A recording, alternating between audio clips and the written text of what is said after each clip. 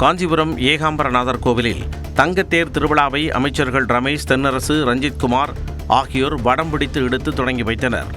முதலாக நடைபெறும் தங்கத்தேர் விழா சிவவாத்தியங்கள், கும்மிப்பாட்டு, சிலம்பாட்டம், வான வேடிக்கைகளுடன் களை கட்டியது.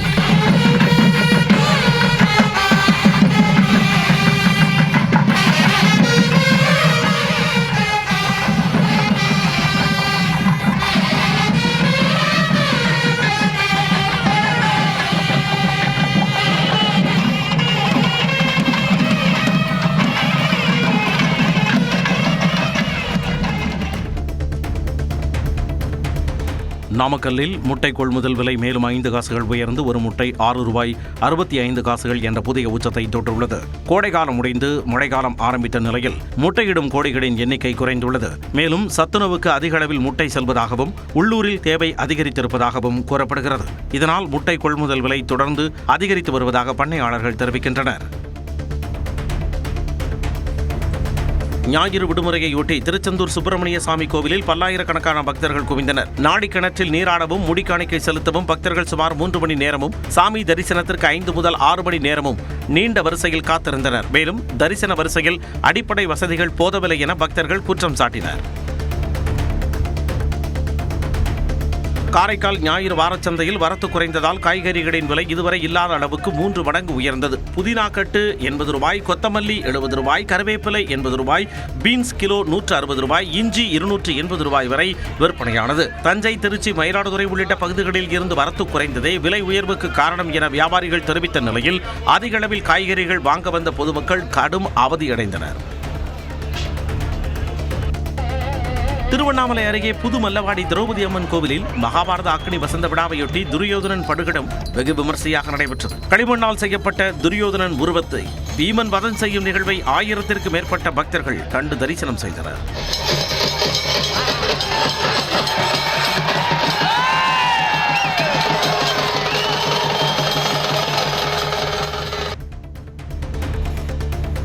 சிவகங்கையில் ₹15 கோடி மதிப்புள்ள 3 கிலோ மெத்தப்பட்டமைன் போதைப் பொருளை பறிமுதல் செய்து 4 பேரை காவல்துறையினர் கைது செய்துள்ளனர். இடையான்குடி சாலை இந்திரா நகர் ரயில்வே கேட் அருகே ரகசிய தகவலின் பேரில் நடத்திய சோதனையில் இடையான்குடி, சென்னை மற்றும் திருச்சியைச் சேர்ந்த 4 பேரிடம் இருந்து போதைப் பொருள் பறிமுதல் செய்யப்பட்டது. விசாரணையில் அந்த போதைப் பொருளை மலேசியாவுக்கு கடத்த திட்டமிட்டிருந்தது தெரியவந்ததை அடுத்து விசாரணை நடைபெற்று வருகிறது. சென்னை அம்பத்தூரில் காய்ச்சலுக்காக மருத்துவமனையில் அனுமதிக்கப்பட்ட 5 வயது சிறுமி உயிரிழந்த விவகாரத்தில் சிகிச்சை அலட்சியம் நடந்ததாக பெற்றோர் புகார் அளித்துள்ளனர்.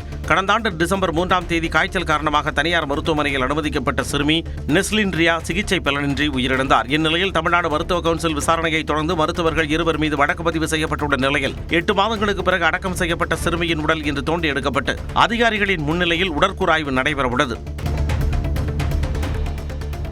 திண்டுக்கல் மாவட்டம் பழனி முருகன் கோவில் நிர்வாகத்திற்கு சொந்தமான தங்கும் விடுதி அறைகளின் கட்டணம் பல ஆண்டுகளுக்கு பிறகு இன்று முதல் உயர்த்தப்பட்டுள்ளது. தண்டபாணி நிலையம், வேலவன் விடுதி உள்ளிட்ட தேவசான விடுதிகளில் உள்ள சாதாரண மற்றும் ஏசி அறைகளுக்கான கட்டணம் முந்தைய தொகையில் இருந்து 300 முதல் ₹1500 வரை உயர்த்தப்படுவதாக கோவில் நிர்வாகம் அறிவித்துள்ளது. பக்தர்களிடம் எந்த ஒரு கருத்து கேட்பும் நடத்தாமல் முன்னறிவிப்பின்றி திடீரென விடுதி கட்டணம் உயர்த்தப்பட்டுள்ளதற்கு பல்வேறு இந்து அமைப்புகள் எதிர்ப்பு தெரிவித்துள்ளன. காஞ்சிபுரம் சங்கர மடத்தில் இருந்து சங்கர விஜயேந்திர சரஸ்வதி சுவாமிகள் மற்றும் சத்திய சந்திர சேகேந்திர சரஸ்வதி சுவாமிகள் பாத யாத்திரையாக ஓரிக்கை மகா சுவாமிகள் மண்டபம் சென்றனர். வழிநெடுகிலும் பக்தர்கள் கற்பூர ஆர்த்தி மற்றும் அகல் விளக்குகளுடன் உற்சாக வரவேற்பளித்தனர். இருவரும் ஜூலை 29 முதல் சாதுர்மாசிய விரதத்தை அங்கு கடைபிடிக்க உள்ளனர்.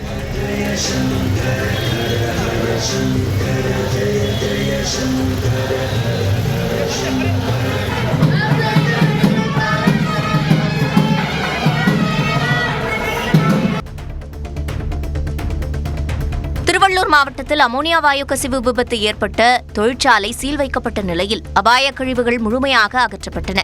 கன்னிகைப்பேர் கிராமத்தில் இயங்கி வந்த தனியார் தொழிற்சாலையில் அமோனியா வாயு கசிவு விபத்தில் 18 பேர் பரிதாபமாக உயிரிழந்தனர். இதனையடுத்து மின் இணைப்பு துண்டிக்கப்பட்டு தொழிற்சாலையை அதிகாரிகள் சீல் வைத்தனர். மேலும் தொழிற்சாலை வளாகத்தில் இருந்த அபாயகரமான ரசாயனங்கள், கழிவுகள் அனைத்தும் அகற்றப்பட்டன.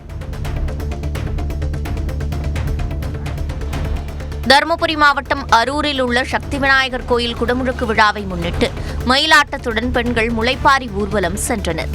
மேல் பாட்சாப்பேட்டையில் உள்ள சக்தி விநாயகர் கோயில் குடமுழுக்கு திருவிழா கடந்த வியாழக்கிழமை கொடியேற்றத்துடன் தொடங்கி ஒவ்வொரு நாளும் சக்தி விநாயகர் பெருமானுக்கு பால், நெய் அபிஷேகம் நடைபெற்றது.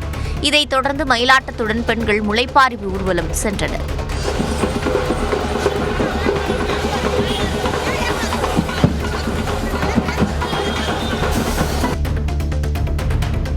தமிழகத்தில் வேப்பம்பழ சீசன் தொடங்கியுள்ள நிலையில் சிவகங்கை மாவட்டம் திருபுவனம் உள்ளிட்ட பல்வேறு கிராமங்களில் முதியோர்கள் மற்றும் கூலி தொழிலாளர்கள் வேப்பங்குட்டைகளை சேகரிக்கும் பணியில் ஈடுபட்டுள்ளனர்.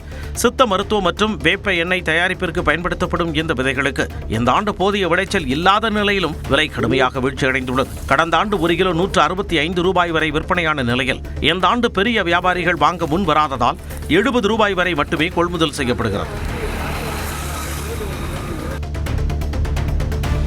திண்டுக்கல் மாவட்டம் நத்தம் அருகே சாலையில் கேட்பாரற்று கிடந்த 5 சவரன் தங்க நகையை மீட்ட பெண் தொழிலாளர்கள் அதனை நேர்மையாக காவல் நிலையத்தில் ஒப்படைத்தனர். கட்டட தொழிலாளர்களான சத்யா, சசிகலா ஆகியோர் சமுத்திராப்பட்டி குளக்கரை சாலையில் மீட்டெடுத்த தங்க நகையை காவல் நிலையத்தில் ஒப்படைத்தனர். விசாரணையில் உரிய உரிமையாளர் கண்டறியப்பட்டு நகை அவரிடம் ஒப்படைக்கப்பட்டது. நேர்மையாக செயல்பட்ட இரு பெண்களுக்கும் காவல்துறையினர் பாராட்டு தெரிவித்தனர். புதுச்சேரியில் டைமிங் தகராறில் அரசு பேருந்து பெண் நடத்துனரை ஓட்டுநர் பேருந்தை ரிவர்ஸ் எடுத்து மோத முயன்றதாக பரபரப்பு ஏற்பட்டுள்ளது. இந்த சம்பவம் சிசிடிவியில் பதிவாகியுள்ள நிலையில் பெண் நடத்துனரின் புகாரின் பேரில் அரசு போக்குவரத்து கழக நிர்வாகம் விசாரணை நடத்தி வருகிறது.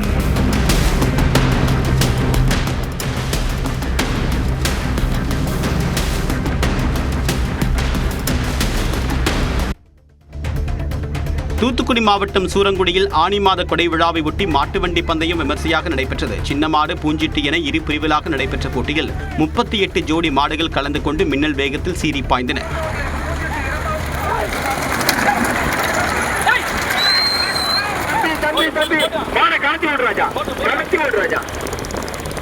இதில் வெற்றி பெற்ற மாட்டு வண்டிகளின் உரிமையாளர்கள் மற்றும் சாரதிகளுக்கு பரிசுத் தொகை வழங்கி கௌரவிக்கப்பட்டது. முல்லை பெரியாறு அணையிலிருந்து தண்ணீர் திறக்கப்பட்டதால் வைகை அணையில் போதிய நீர் இருப்பு ஏற்பட்டுள்ளது. 71 அடி உயரம் கொண்ட வைகை அணையின் நீர்மட்டம் கடந்த மாதம் 20 அடியாக சரிந்ததால் குடிநீர் தட்டுப்பாடு ஏற்படக்கூடிய அபாயம் உருவானது. தற்போது முல்லை பெரியாறு அணையிலிருந்து வினாடிக்கு 350 கனஅடி வீதம் நீர் திறக்கப்பட்டதால் வைகை அணை நீர்மட்டம் 34.02 அடியாகவும் நீர் இருப்பு 553 மில்லியன் கனஅடியாகவும் உயர்ந்துள்ளது. நீர்வரத்து வினாடிக்கு 134 கனஅடியாக உள்ள நிலையில் மதுரை, தேனி மாவட்ட மக்களின் குடிநீர் தேவைக்காக 86 கனஅடி நீர் திறக்கப்படுகிறது. மாமல்லபுரம் வரும் சுற்றுலா பயணிகளுக்காக மலிவு விலை சிக்கன் பிரியாணி விற்பனையை சுற்றுலாத்துறை தொடங்கியுள்ளது. ஊட்டி, கொடைக்கானல், ஏற்காடு என தமிழ்நாடு முழுவதும் உள்ள சுற்றுலா தலங்களிலும் புராதன பொழுதுபோக்கு மையங்களிலும் சுற்றுலா வளர்ச்சிக் கழகம் 99 ரூபாய்க்கு பிரியாணி விற்பனை தொடங்கியுள்ளது. அதன்படி மாமல்லபுரம் வந்த சுற்றுலா பயணிகள் கமகமக்கும் சிக்கன் பிரியாணியை வாங்கி ருசித்து பார்த்தனர்.